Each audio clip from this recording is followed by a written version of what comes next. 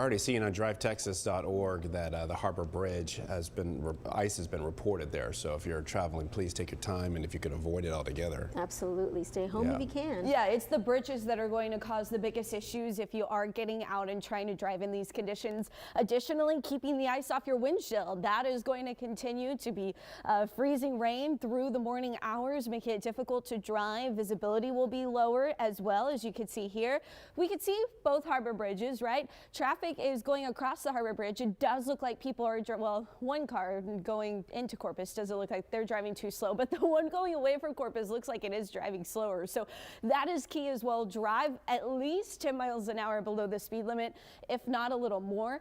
Speaking of sea surface temperatures, the sea surface temperature at the USS Lexington is down to 46. So cold stunned sea turtles expected when the temperature falls below 50. We are getting that in Corpus Christi Bay. And again, as John Thomas mentioned, we have icy conditions that have been reported on the Harbor Bridge. So please use caution. It's best to avoid the bridges if you can.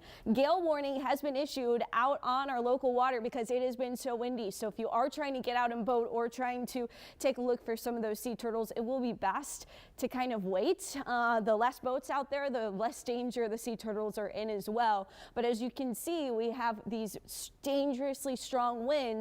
They will relax, but the gale warning is in place, especially for offshore conditions through at least 6 p.m. this evening. Highest wind speed reported so far, 48 miles per hour at the Naval Air Station. This is as of midnight. Currently, we are still dealing with a 44 mile per hour wind gust there at Flower Bluff, 40 miles per hour through Corpus Christi, 39 at Port Aransas, and 38 in Rockport. Sustained winds 20 to 31 miles per hour across the coast as well.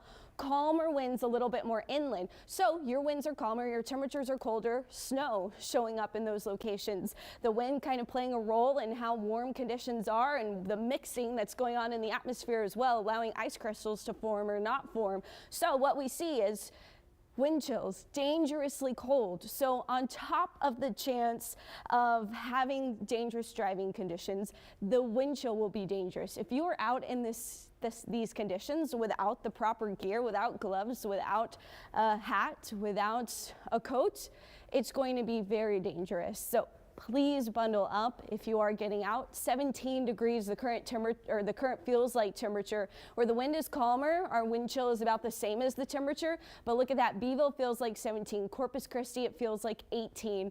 Port Aransas, it feels like 19. Rockport, it feels like 18 degrees. That is so cold for us here in South Texas.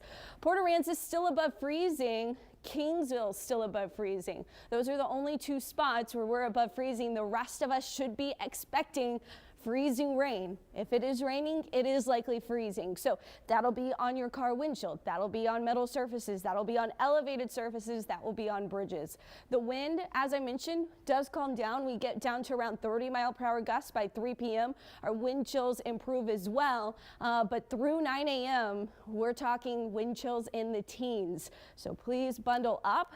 Wind chills look to stay in the 20s even into this afternoon. So across the area, we do get above freezing this afternoon. Also, the sunshine will peek through. So the sun will first shine across our northern counties, and then it will continue toward the coast, and that will help with some drying out into the overnight hours. Any water that is still left on roads or surfaces will refreeze with a hard freeze expected overnight tonight. We're talking 26 for the low in Corpus Christi, 22, low 20s for areas up toward George West and Beeville as we're heading into Wednesday morning. So kids, as long as conditions are safe and you're going back to school, we are going to see extremely cold conditions for us here in the coastal bend. So please, again, bundle up.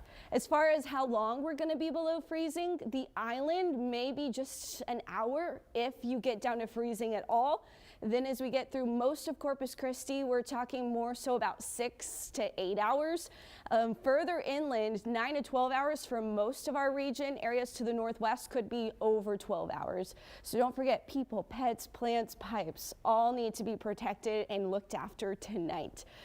It is snowing, it is icy, it is rainy, depending on where you are, but these conditions are going to persist.